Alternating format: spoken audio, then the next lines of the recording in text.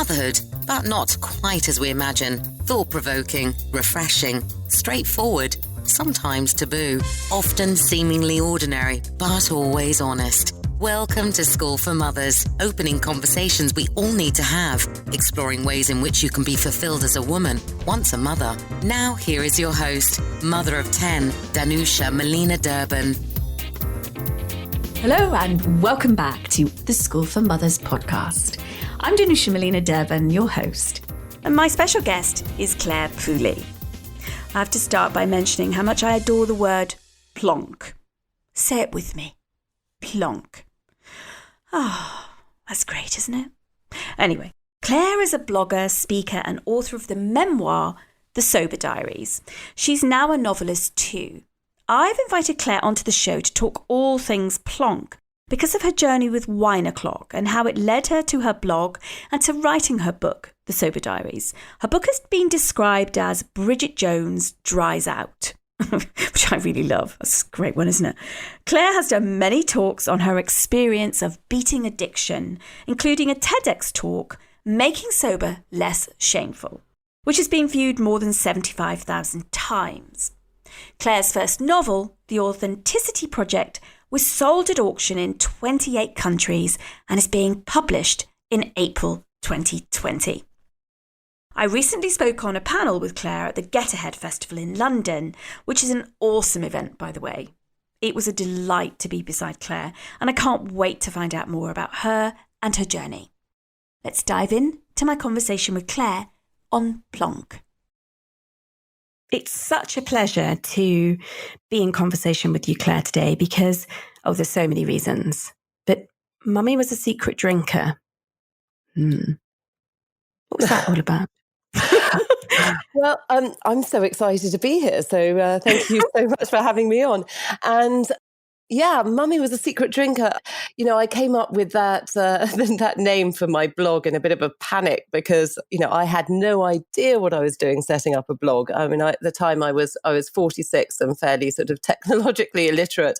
And I was too ashamed about the situation I found myself in to ask anyone for help. So I set up this blog by myself and it asked me for a name. And I tried several things that were much less extreme, but they'd already been taken. In the end, I wrote, Mummy was a secret drinker. And it went, okay.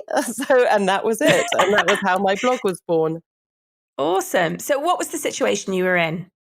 Well, I guess where I ended up was in a situation where my nightly wine habit had started to get completely out of control. And, I started off like every mum does, I think, in that, I would get to the end of the day and I'd pour myself a glass of wine to relax. And I think this is me time and I deserve this and I'm going to sort of chill out and enjoy myself. And that was fine. But that one glass of wine turned into 2 glasses of wine and 2 turned into 3 and 3 large glasses of wine is actually a whole bottle.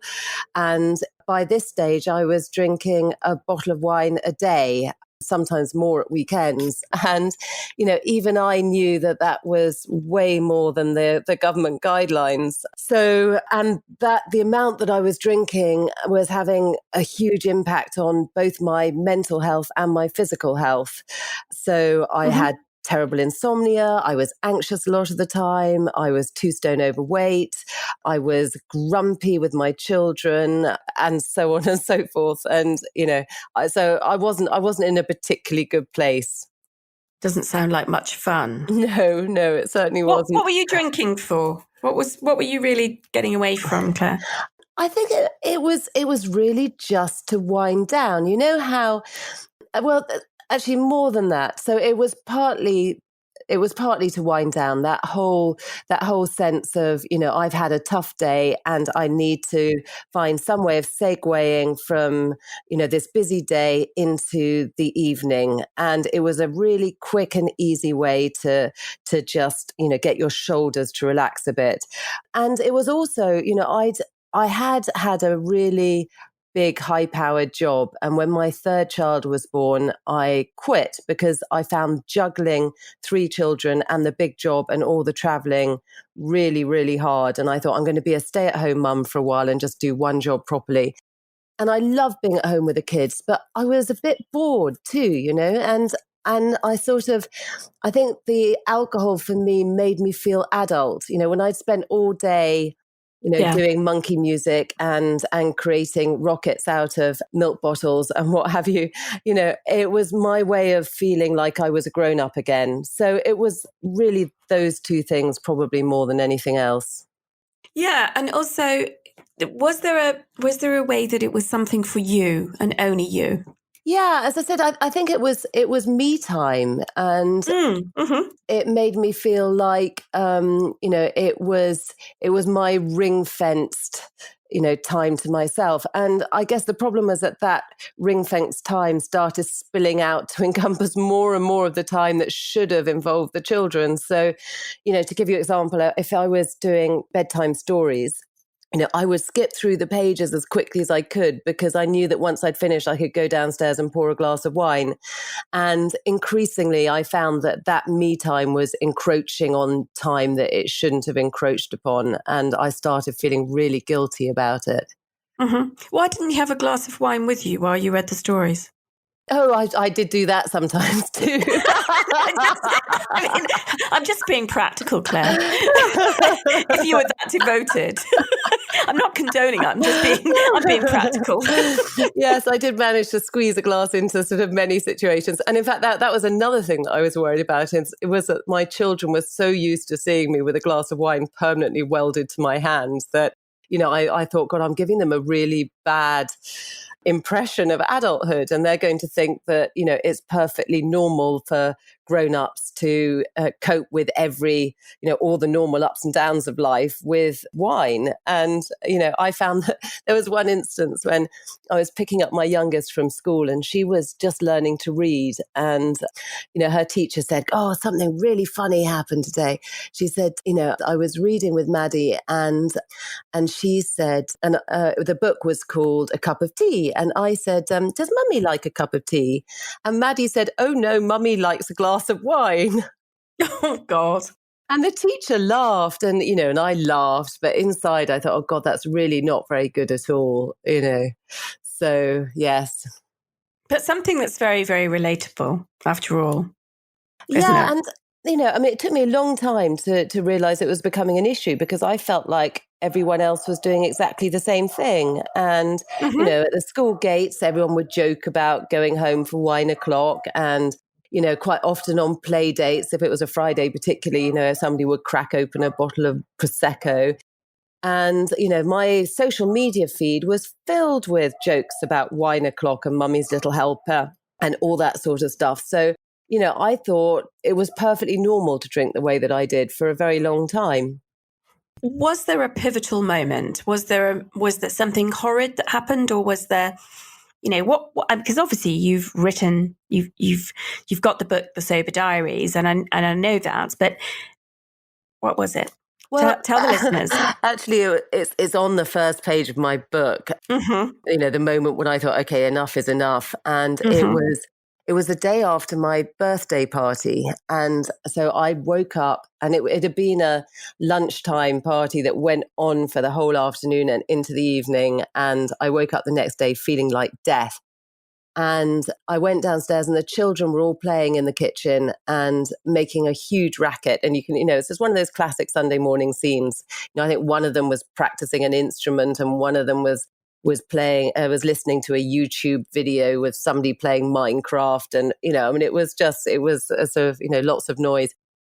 And I remember having a crashing headache and thinking the only thing that's going to make this headache feel better is another glass of wine. But I looked at the clock, and it was still only 11 o'clock. And I thought I had this, I had a number of rules about drink to try and make sure that it never got out of control. And one of my hard rules was you never, ever drink before midday, even at a weekend, even on holiday. And I went to the cupboard, and in the cupboard there was a bottle of red wine with a tiny little bit of about 2 inches of red wine in the bottom, which is most unusual because I normally finish a bottle if I open it. What happened to you? I don't know. So I thought, well, that's a sign, there's 2 inches left. So I poured what was left of that bottle of wine into a mug because I thought, God, it's 11 o'clock and I can't have the children see me drinking. And I drank the wine and I immediately felt better because, it was hair of the dog and it did the job that I'd expected it to do. And I looked at the mug that I was holding and it said the world's best mum on it. And at that moment, I thought, this is just not right. And that was the last drink I ever had. And that was 4.5 years ago. Huge congratulations. Thank you. Thank you. Thank God it said that on that mug.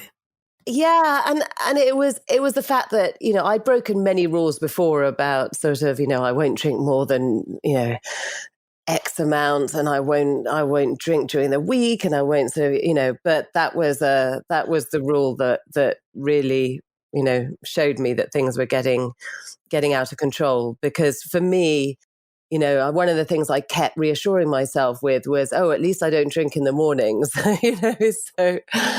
Yes, a real alcoholic would wake up and have to have booze.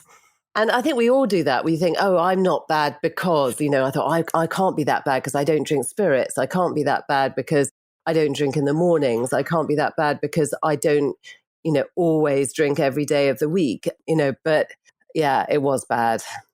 And how did you navigate? Actually, before we go to the navigation of anything, you have a husband, yeah? Mm-hmm. What did he think of the drinking? Well, you know what? There were, another thing that I found reassuring when I was drinking is that nobody thought I had a drink issue. It wasn't obvious to anyone. I didn't have people sort of staging interventions. And there were only two people who ever said anything to me about my drinking. One was my mother and one was my husband. And both of them at one point just, very gently said, I think you might be drinking a bit too much. Mm-hmm. And, my What husband... did you say back? What did you... I yelled. So I think because it was a sore spot and because I knew they were telling the truth, I did that awful thing of getting angry with them because I just didn't want to hear it. And well, you weren't ready, were you, at that point? No. And but the tricky thing is that I think my husband particularly would have, he wanted me to cut down the amount I was drinking. He didn't want me to stop altogether. And, and I think that's tricky because, he married a party girl. He married somebody who was a sort of bon viveur. And, and I felt like I was changing the rules all of a sudden. But, I tried for years to cut down. I tried... I was constantly trying to drink less. And as I said, I set myself lots of rules. I would say, I'm only going to drink when I go out, or I'm only going to drink at weekends. And I just couldn't stick to the rules. And it was so exhausting trying to be good and trying to constantly keep a lid on the amount I was drinking. And I knew that I got to the stage where I just had to quit altogether because moderation is just not my thing. Can I ask you something? Because that's actually why I asked about your husband, because it is a massive change, isn't it? When we go sober, and it isn't the women that you were, because that was clearly affecting your inhibitions, etc. I imagine. I'm not suggesting that you were dancing on tables or anything, but it has an impact, doesn't it? Oh, did you? Oh, okay, good. I mean, marvelous. But I'm curious about whether you ever tried, because I'm loving hearing you say, you tried this and that, and I'll just, all those rules that you put in place to try to contain what, that extremist part of yourself. But I'm curious, did you ever say, I am simply going to let myself drink as much as I want? Yeah, I would when I was on holiday, for instance. What would happen then? Oh, God. I mean, I would come back from a 2-week holiday feeling utterly awful, so totally toxic. And yeah, it was quite scary how bad I would feel after 2 weeks of just completely letting rip. But where were your thresholds? The reason I'm asking was because I have a sense that we've all got our thresholds. Now, what you're kind of saying, I'm not just talking about, PLONK. I'm not talking about that. Mm. I'm talking about in anything. If you were to say to somebody, you can play as much golf as you want, darling, or to your girlfriend who loves golf, play as much golf as you want. Eventually they will, it might take them 6 months, a year, 3 years, 5 years. I don't know. They would find a threshold of, do you know what? Enough is enough. I actually might do something else. So I wonder where it was. The problem is I don't think addictive substances work like that. In fact, I know they don't work like Right. that because what ends up happening is your tolerance just carries on increasing. So, with golf, you can get to the point where you think, oh God, that's just too much. Whereas with alcohol or any form of drug, and alcohol is just another drug, what ends up happening is you drink more and more and more, and your body gets used to that amount that you're drinking. So you still don't feel like it's too much. You feel exactly. And so, by the end, I could drink a bottle of wine and it would have the same effect that, 10 years earlier, one glass would have had. So it never, it doesn't ever feel like it's too much. And if you get to a real rock bottom point, so, what you would define as a classic alcoholic, they would have to drink in order to function first thing in the morning. So your body gets to the stage where just to get out of bed, you need a certain threshold of alcohol in your bloodstream. Mm. So it doesn't, I've got you. It's a different thing.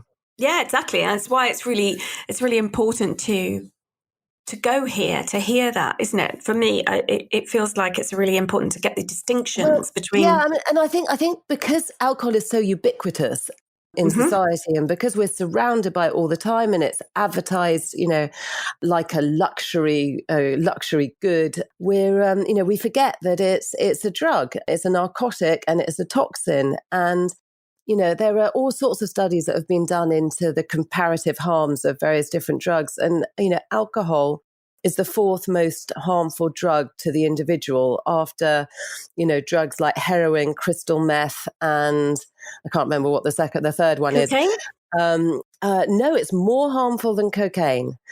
Crack cocaine is the third. Regular cocaine comes lower down the list.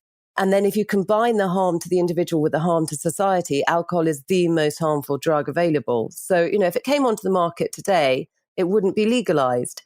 And, I'm not saying that we should make alcohol illegal. I'm really not, because I think if you can, if you can cope with it, that's absolutely fine. But we just need to be aware that it is a really dangerous substance. And if you find that you're having a problem with it, it's not your fault. It's the fault of the drug. So, I think we're very quick to think, oh God, there's something wrong with me that I can't cope with, with this alcohol anymore. But, we're not built to be able to cope with that sort of narcotic. It's not, it's not a fault in us. It's a fault in the drug.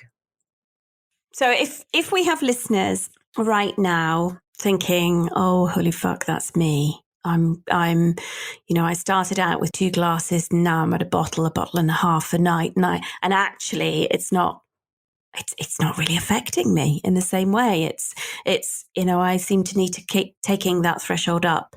It's 6 gin and tonics rather than 1 gentle one. What do you do? What would you say? Apart from buying your book, which I would highly recommend, by the way. Oh, thank you. Obviously. I think the first thing to know is you're not alone. And I felt very lonely when I first really addressed the issue. And I thought, God, I'm the only person who is having these problems. And I only realized when I started my blog and had messages from thousands of people all over the world, and then became sort of, tapped into this sort of community, that, we are not alone. And, there are thousands and thousands of men and women, and particularly mums out there struggling who are finding it difficult. So, so that was it's absolutely the first thing I'd say is you're not alone. And the second thing I'd say is that, it's very easy to think that, if you quit drinking, your life is over. And that's what I thought. I thought, life without booze is just going to be totally miserable. And you know what? My life is so much better now in just so many different ways. And, it's hard to start with, but it is by far the best thing I've ever done. And it's really transformed everything about my life, my relationships, my work, my ability to be a good mother, my energy levels, my creativity, my marriage. I could go on. It's probably the most powerful thing you can do to transform, every aspect of your life. If you've got to the point where you're drinking, more than you should. Mm-hmm. Yeah, more than you want to. Yeah, and I think it's difficult to define when it becomes a problem. And, we're sort of encouraged to believe that there are either normal drinkers or alcoholics, and there's nothing in between. And that's absolutely not the case. The truth is that alcohol addiction is a spectrum. It's sort of shades of grey. And, just because you don't fit the image of a classic alcoholic doesn't mean that alcohol isn't causing problems in your life. And the question you should be asking isn't, am I an alcoholic? It's, is alcohol causing problems? And am I spending too much time thinking about it? And that for me is the big red flag, is when you realize that loads and loads of your headspace is taken up thinking, should I be drinking this evening? How much should I be drinking? When am I going to start drinking? What am I going to drink? And, it starts filling up your thoughts in a way that is unhealthy. Yeah. It's funny. I've had, I came to alcohol very late. I think I was 29.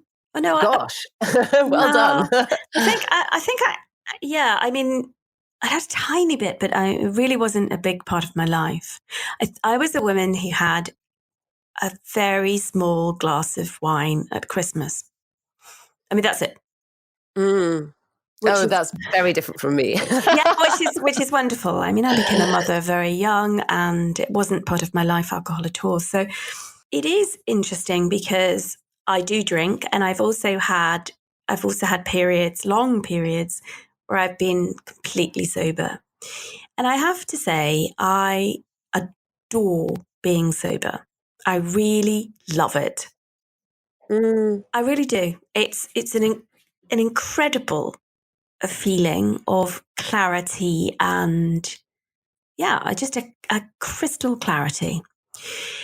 And sober sex is, I had one whole relationship with a guy. It wasn't a very, very long relationship, but it was a memorable relationship and quite a long time, totally sober. And it was absolutely extraordinary. It's wonderful. And it didn't end because there was any reason about alcohol. There was nothing to do with that. It's actually about location. But I didn't want to move to Wales. Sorry, Welsh listeners. At the time, it wasn't where I wanted to be. And I really remember those times. Now, I'm not in a period where I don't drink at the moment, although I would love to be. And of course, the further you get into it, the more you're not a sober person in terms of not having any alcohol ever, the more you kind of stay with it. Does that make sense? Yeah, absolutely. And, what you said about clarity, I think, is absolutely true, in that, what I realized is, I was drinking to blur the difficult edges of life, and alcohol does that really effectively. But what I hadn't realized is that when you blur all the difficult bits, you blur all the good bits too. And, I was sort of living my whole life, I see now, as if I was underwater. And when I quit drinking, gradually, everything became so much more vivid and sharper. And when you get used to dealing with all the sharp edges the whole time, it makes you really adventurous and really brave, because you think, God, I can really do this. I can kick the hell out of life without a prop. And that makes you very powerful. I mean, Brené Brown, who I think is extraordinary, has been sober for years and years and years. And somebody said to her recently, she's phenomenally successful, now has her own Netflix series and everything. Yes, yeah. somebody said to her recently, what do you think the secret of your success is? And she said, being sober, which I thought was amazing. And she said that the quote that I really resonated with me was, she said, sobriety is not a limitation, it's a superpower. And I think, we're trained to think that, if you can't drink, you must, there must be something wrong with you and you must be very sad about it. And actually, I think things are changing now, and we're starting to realize that, people can choose not to drink for very positive reasons. Not because, they're escaping the negatives, but because there are such huge positives in being sober. So yeah, I think things are moving. Yeah, they are. And it's interesting. I know Brené's work, obviously, and hadn't clocked that she's sober as well. And I'm watching with great what's the word? I can't think of the word, but complete kind of cheerleading of M. Campbell's husband, Dave. Fangirl. Well, yeah, absolutely. And of M. Campbell, who we had on the School for Mothers podcast as a guest a few months ago. And her episode is called Might. And her husband, Dave. Yeah, Sober Dave Today. Sober Dave Today. That's his Instagram handle. Absolutely, it is. And, with great love and interest in cheerleading, that, Sober Dave is sober. And, I know Em very well. And so clearly I know her family. So it's, and the impact of that is, and the kind of cleaning up of that process, not just for them, but, when we choose to be sober, what that does. I had somebody call me not long ago and say, can I have a conversation with you, Danusha? I've got some wrongs to right. And I was like, yeah, I mean, you've never done any wrongs? Come on, darling. And I'm used to that kind of the step approach. I've had it before where friends have rung, and she was apologising for some comments that she knew were just a bit off, just a bit like, oh, is that quite right? Is that had a bit of a funny feel? And she was right, but they weren't horrible, because I don't have anybody in my life like that. But she was cleaning up her impact, basically.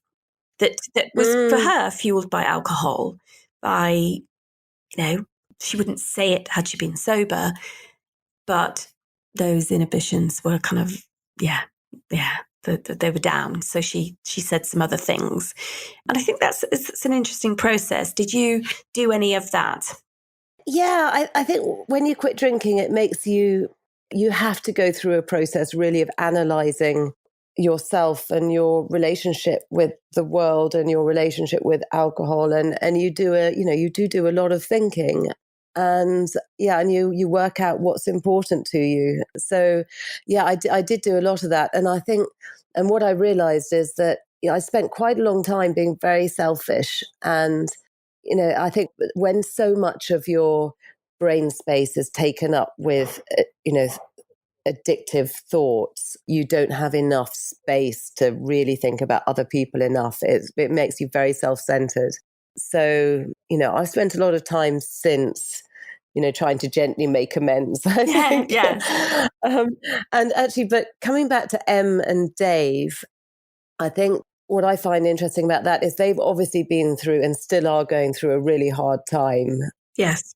And, and I had cancer, breast cancer, myself. I was diagnosed 8 months after I quit drinking. And, I had always believed that when times are tough, alcohol helps. I had always thought, the first thing, and funny enough, every time I went into hospital and had more test results or more news of one description or another, the medical professional involved would always say, now go home and pour yourself a large gin and tonic. I was like, oh, great. And, what I realized is that actually, if you're sober, you are so much more able to cope with, tough times than you are when you're drinking. Your thought, you're more solid and stable, and your thoughts are clearer, and you're less anxious, and you're braver, as I said before. So, I think for Dave, giving up booze when he did, was absolutely the right thing to do. And I'm so proud of him. Yes, exactly. Well, I think we collapse the idea that we won't be able to cope. And I think the for a lot of people, it is because they don't think they have the strength to deal with what life throws at them. And they may have something specific or not, but that they don't trust in themselves to actually manage. And when we don't drink, actually you realize, as you said, oh my goodness, I'm actually able to see this through. I'm able to, because partly because you're not, riddled with the toxins and what the actual very physical effects that bring with it, and the mental effects of that. So you're more capable, you're more resourceful, you're more able to face things. Yes, and I think when you drink to get through tough times, it becomes self-reinforcing because, it's tough, so you drink, and then you believe that you can't do it without that prop. Yes. And gradually you lose more and more of your confidence because you believe that, it's the alcohol or whatever your prop is that's holding you up. So, and when you stop using those props, your self-confidence gradually comes back again and you think, no, I can do this. And that's a really empowering thing to do. How long did it take you? How long, when did you begin to think, oh, this, I might be onto something here? You know what? It takes longer than you would think. And I thought initially, well, if you stop drinking for 3 weeks, that by then it's all out of your system and you're back to normal.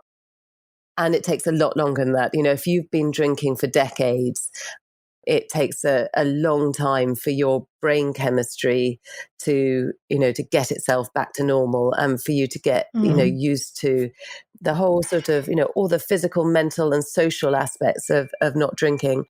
And, generally what I say to people is, and what most people seem to find is that about 100 days is when you start really, it starts becoming much, much easier and you start really seeing all the benefits. So everyone who gives up for dry January, for instance, great thing to do. And, I'm all for dry January, but the first month is the hardest bit. And it's, the first month is really tough and the real benefits don't kick in for another couple of months. So what you're doing with dry January is you're doing all the hard bits without all the good bits. So you get to the end of the month and think, God, that wasn't really worth it. I'm not sure I can do that again. And so what I would say is if you're thinking about not drinking, give it 100 days.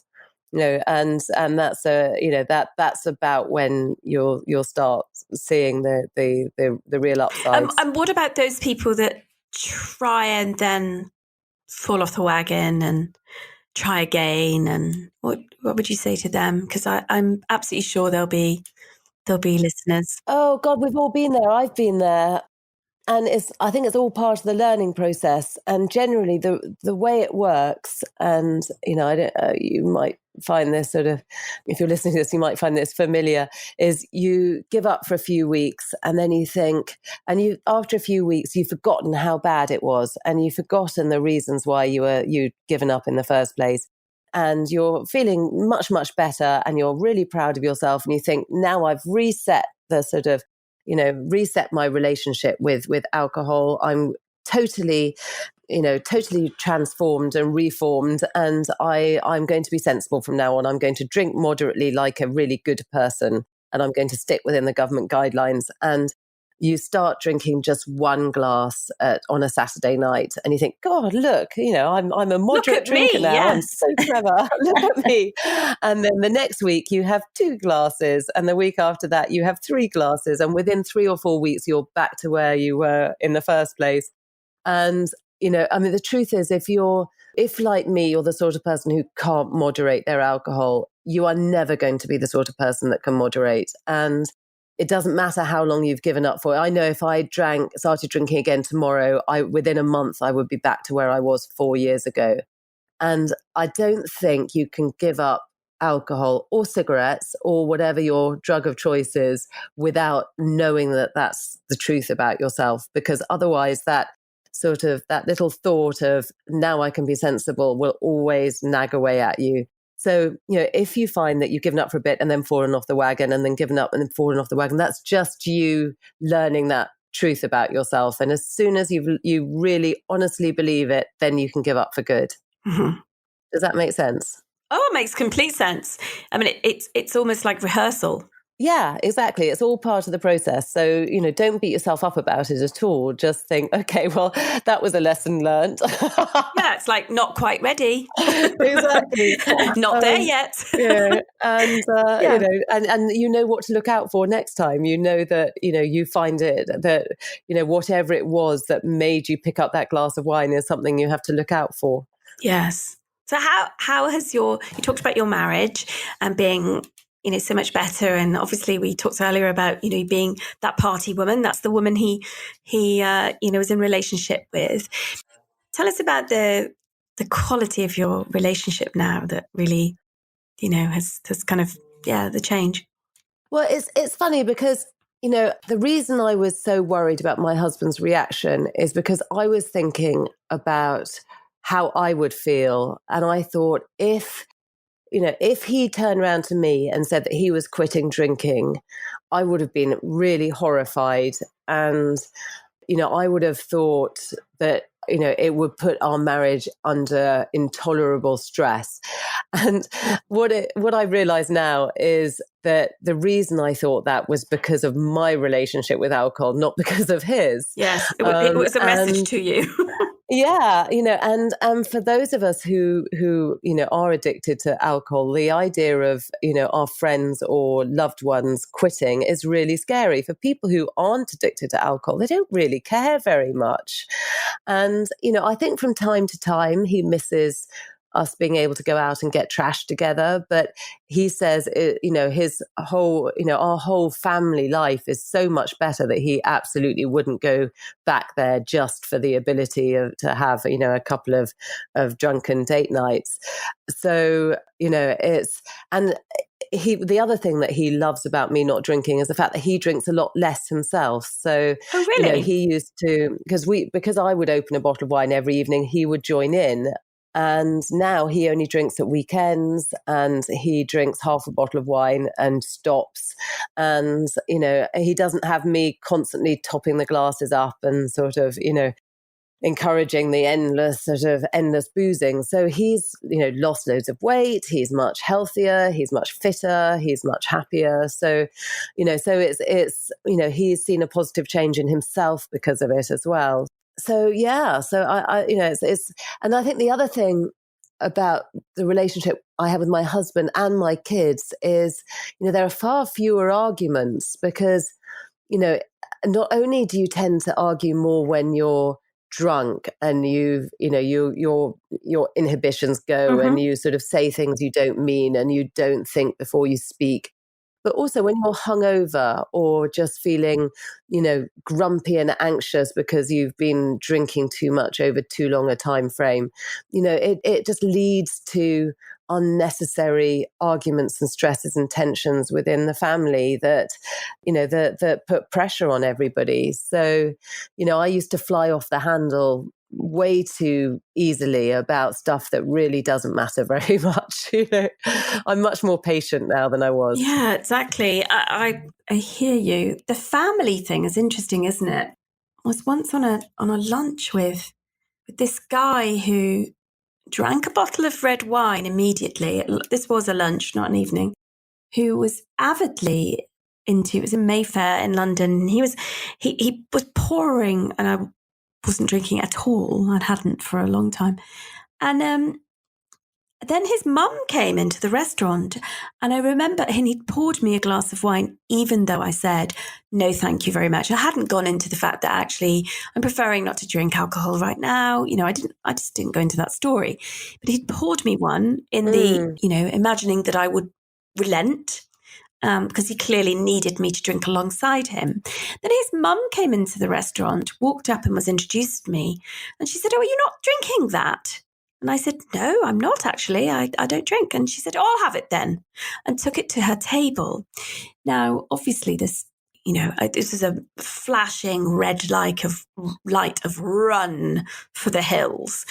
This is clearly not a functional family, and it really ended up not to be. But it makes me think about the kind of generational family patterns of drinkers, and we tend to, as you alluded to earlier about your children always seeing you with a glass in your hand, or do you feel that how potent and how powerful is that generational pattern of considerable drinking?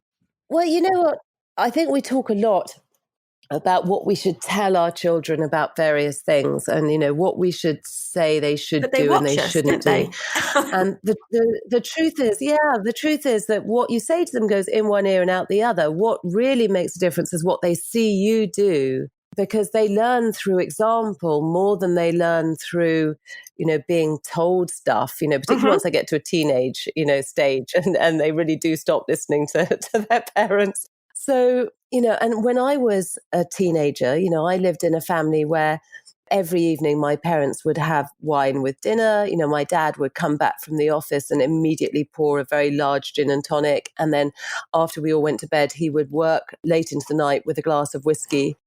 And I thought that was a normal way for adults to behave. So when I started drinking in a similar way myself, it took a long time for that to raise any alarm bells, because I thought drinking at home alone was fine, because I knew other people did it. I thought drinking every day was fine because that's what I'd grown up with. I didn't see any of it as an issue. And so even if you're not consciously copying your parents, I think it enables you to, if you grow up with that sort of behavior, it stops you seeing red flags when you should be seeing red flags. So I didn't want my children to grow up thinking that it was normal to drink every day and to drink, quite a large amount every day.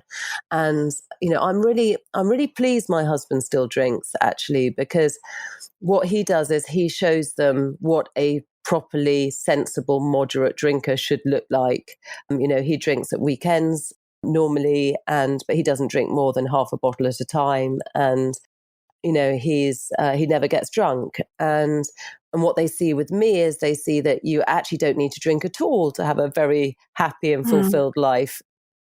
But what they're not seeing is, an example of parents who need alcohol just to get through the day.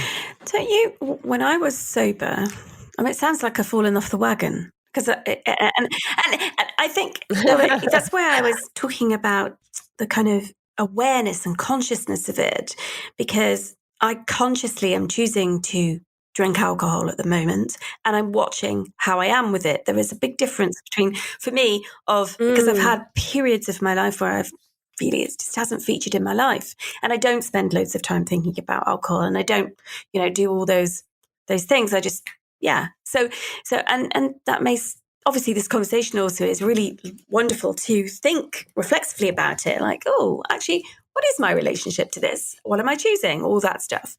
But when I've been completely zero alcohol, I really have not enjoyed the smell of alcohol on people's breath. Yeah, it's a bit like smoking, isn't it? I mean, did you used to smoke at any stage? Because I was addicted to cigarettes back in the day as well, a long time ago. And when you're a smoker, you don't notice the smell of cigarettes, and when you stop, it's big. It's incredibly, so it's incredibly strong.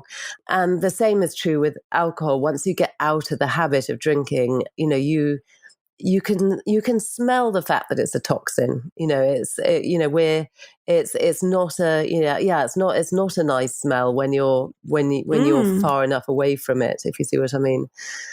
But coming back to what you were saying about the way you drink now, that's I guess what I really wanted to do with my book and the work that I do now, talking to people about booze, is not to get everyone to quit, because as I said, I think if you can drink sensibly, it's not going to, it's not going to have a negative effect in your life. But really what I would love people to do is just be more aware of it. And, as you say, just sort of, just to be conscious of the fact that it's a drug, and just to, constantly check why you're drinking. So, if you're drinking for social lubrication, that's perfectly fine. That's, all well and good. But if you're drinking for self-medication, that's when it starts getting a little bit dangerous. So, I think we just as a society need to be a little bit more aware of, what we're doing and why we're doing it. And also to be kinder to people who choose not to, because, if you quit smoking, and you say to people, I've given up smoking, everyone cheers and they pat you on the back and they tell you how clever you are, and you give up drinking and people treat you a bit like a leper. And so what I would say is, if you're listening to this and you have a perfectly functional relationship with alcohol, then that's great. But if you know anyone who doesn't, or anyone who has chosen to give up for whatever reason, then please congratulate them, and, and don't stop inviting them to parties, and, don't make them feel awkward about it, because it's a really big thing for some people to do. And it would be great if we could be more accepting of that, in the same way that people who don't drink try and be accepting of people who do. Absolutely. And I completely commend you. I can hear, just what it took, just a sliver. You can hear this journey that you've been on. And as I say, listeners, please go by. If this is something that, anyway, it's not, even if you don't have an issue with this, it's a bloody good book. Claire's book's amazing. And by the way, congrats on the next book, the Authenticity Project. What is that going to be about? Yeah, so I wrote, having written the Sober Diaries, which was, the story of that year when I gave up drinking and then got breast cancer, but, done in a light-hearted way. I enjoyed the whole writing process so much. And actually writing was a really important part of my recovery, because it was the way I was no good at meditation or any of that stuff, but, writing was the way that I switched off. So, where I used to open a bottle of wine, I would sit down with my laptop and I would write. And, and even when I, finished writing about, writing the Sober Diaries, I wanted to carry on writing. So I started writing a novel. And it was inspired, I guess, by what I'd been through, because I thought, actually, nobody really knows what goes on in the lives of other people. And, we make so many assumptions about the other mums at the school gate and the people that we see on the street. And, we don't know what's really going on. And, if you look at somebody's social media feed, it's all those glitzy, glamorous lives. And, we know that, underneath it's not like that. And, I found that when I told the real truth about my life, with, through my blog and then my book, not only did it change my life enormously, but it changed the lives of,